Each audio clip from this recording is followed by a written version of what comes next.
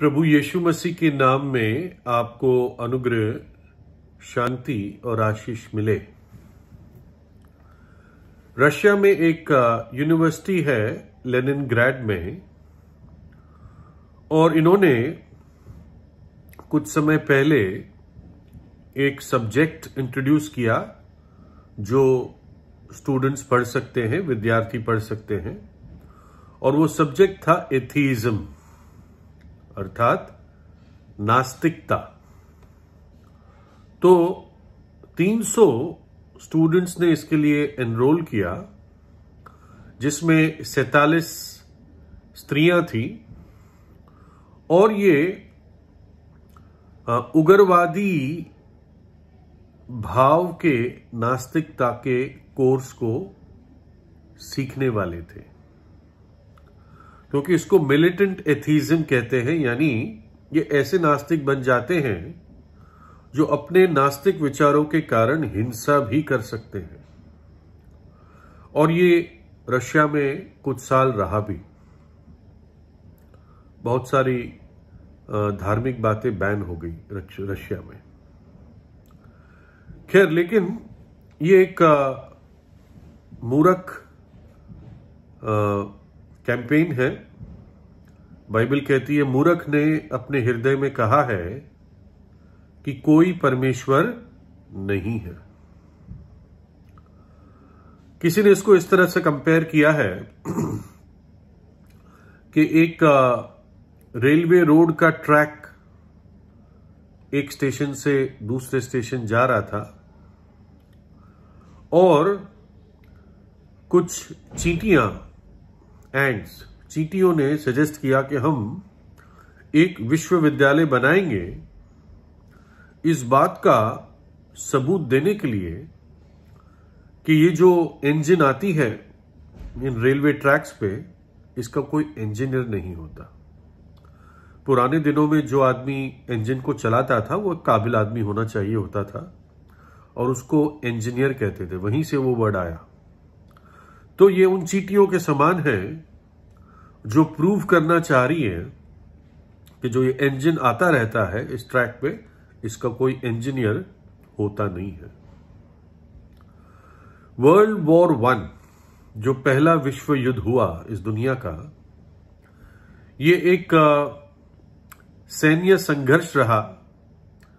28 जुलाई 1914 से लेके 11 नवंबर 1918, करीब 4 साल से ज्यादा। ये वर्ल्ड वॉर 1 था, पहला विश्व युद्ध।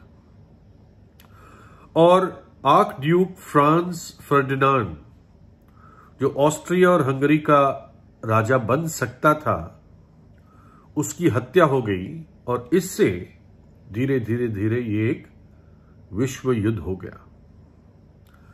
इस पहले विश्व युद्ध को ग्रेट वॉर यानी महान युद्ध भी कहते हैं, और ज्यादातर ये यूरोप में फोकस था, और विशेषकर फ्रांस और जर्मनी के बॉर्डर्स पर यह युद्ध ज्यादा लड़ा गया। कई देश इन्वॉल्व हो गए, और जब हम इन आंकड़ों को देखते हैं जो मैं अभी बताऊंगा, पता चलेगा कि कितना नुकसान हुआ, सामान का, पैसों का, रिसोर्सेस का, कितना दर्द लोगों ने सहा, और कितना दुख उन क्षेत्रों में आया, जिसके बारे में कई सारे देश हैं जो जानते भी नहीं हैं, जो अफेक्ट नहीं हुए थे। ये युद्ध 1566 दिन चला, और इस 1566 दिन में 80 लाख जवानों को सोल्जर्स बना दिया गया। उनको कहा कि भाई तुम युद्ध में जाओ और सैनिक का काम करो, ट्रेनिंग थी या ना थी। और इनमें से 14 लाख सैनिक, सोल्जर्स मर गए, यानी करीब 893 प्रतिदिन। 43 लाख सोल्जर्स घायल हो गए, यानी करीब 2745 लोग पर डे घायल होते थे। इनमें 11 लाख तो विकलांग हो गए, डिसेबल्ड हो गए।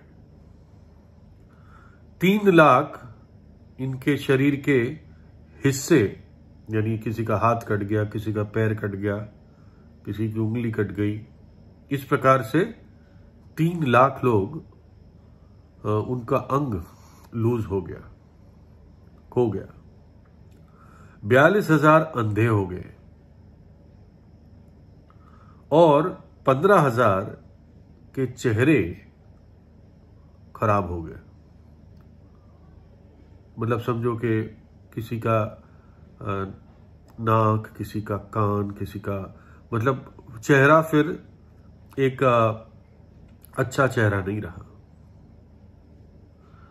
इतना ही नहीं, इन सैनिकों के मरने के कारण 7 लाख विधवाओं की सृष्टि हुई। 7 लाख विधवाएं हो गई और 10 लाख 1 मिलियन अनाथ हो गए या पिताहीन हो गए।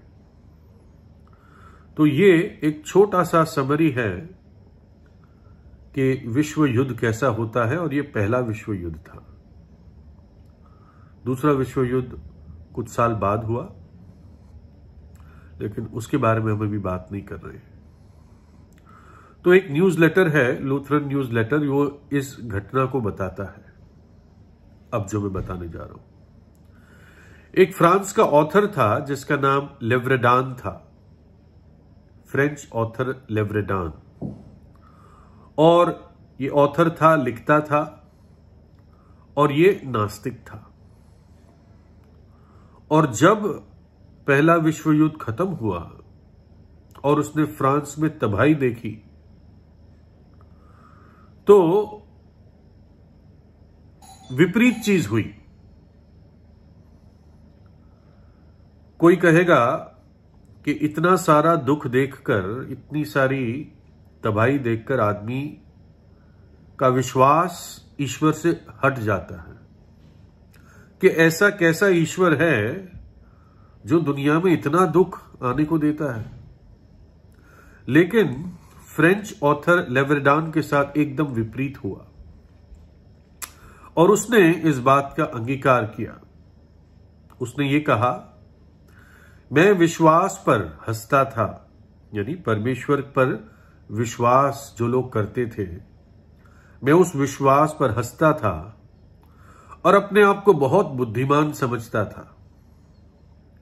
लेकिन आखिर में मेरी हंसी खोखली हो गई और व्यर्थ हो गई जब मैंने अपने फ्रांस को, उसका खून बहते और उसको रोते हुए देखा।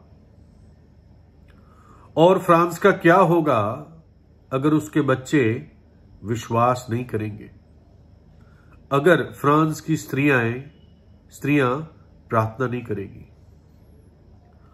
और क्या होगा इन लोगों को जिनके लोग आज मैदान पर मरे हुए फैले हुए हैं।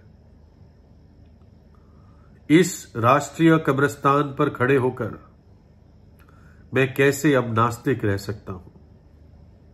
नहीं रह सकता। मैंने अपने आप को धोखा दिया और उन सबको धोखा दिया जिन्होंने मेरी किताब को पढ़ा है। ये धोखा था, ये चकराना था, और ये एक बुरा स्वप्न था। मैं मौत को देख रहा हूं और अपने जीवन को पुकारता हूं। जिन हाथों में हथियार होते हैं, वेपन्स होते हैं, वो मौत लाते हैं, लेकिन जो हाथ प्रार्थना में मुड़ जाते हैं, फोल्डेड हैंड्स, वो जीवन लाते हैं। हे फ्रांस, विश्वास की ओर मुड़ जा। परमेश्वर को त्यागना ये सदा के लिए खो जाना है। मुझे नहीं पता मैं कल जीऊंगा या नहीं जीऊंगा, लेकिन मैं अपने दोस्तों को बताना चाहता हूं कि नास्तिक होते हुए लेवरेडान को मरना एक भयभीत बात लग रही है। लेवरेडान मरने से डर रहा है नास्तिक होते हुए। मैं नरक से नहीं डरता हूं, परंतु प्रभावित हूं, और परमेश्वर अब जिंदा है और तुम उससे दूर नहीं हो। हे मेरे प्राण, आनंदित हो जा कि मैं ये घड़ी अनुभव कर पाया और अपने घुटनों पर कह पाया, मैं परमेश्वर पर विश्वास करता हूं, मैं परमेश्वर पर विश्वास करता हूं, मैं विश्वास करता हूं, मैं विश्वास करता हूं। और मनुष्यत्व का सबसे मुख्य गीत यही है। और जो इस विश्वास को ग्रहण नहीं करता, उसके लिए रात दूर नहीं है। ये शब्द ये उसी फ्रेंच ऑथर के हैं जो मैंने अनुवाद करके बताए। और देखिए कैसे खून खराबा, दुख, दर्द को देखकर ये नास्तिक व्यक्ति अब परमेश्वर में आस्था रखने लगा, घुटनों पर आ गया। समझ में आया कौन से हाथ मृत्यु लाते हैं और कौन से हाथ जीवन लाते हैं। जो हाथ प्रार्थना में उठे हुए हैं, प्रभु के सामने जोड़े हुए हैं, वो हाथ जीवन लाते हैं। जिन हाथों में हथियार है, जो उग्रवाद को प्रमोट करते हैं, वो मृत्यु लाते हैं, वो परमेश्वर की ओर से नहीं है। और बाइबल का जो तथ्य है वो यही है कि भक्ति का भेद बड़ा गंभीर है। ईश्वर शरीर में प्रकट हुआ, प्रभु यीशु मसीह मनुष्य बनकर इस धरती पर आया, हमें बताने के लिए, उन चींटियों को समझाने के लिए कि इंजन का इंजीनियर होता ही है, इस जगत का सृष्टिकर्ता है, और तुम्हारी भाषा में तुम्हारे साथ बात करने के लिए मैं खुद मनुष्य बनकर आया हूं। और क्योंकि पाप ही मुझे और तुम्हें अलग कर सकता है, मैं तुम्हारे पाप की सजा अपने ऊपर लेता हूं। और इसलिए प्रभु यीशु ने कलवरी के क्रूस पर अपनी जान दे दी, मेरे और आपके दंड को सह लिया, अपना पवित्र लहू बहा दिया। और इस बात को हमें दिखाने के लिए कि वास्तव में वो सृष्टि करता है, जीवन दाता है, मुक्ति दाता है, तारणहार है, पालनहार है। वो मृतकों में से तीसरे दिन जी उठा और आज जीवित है।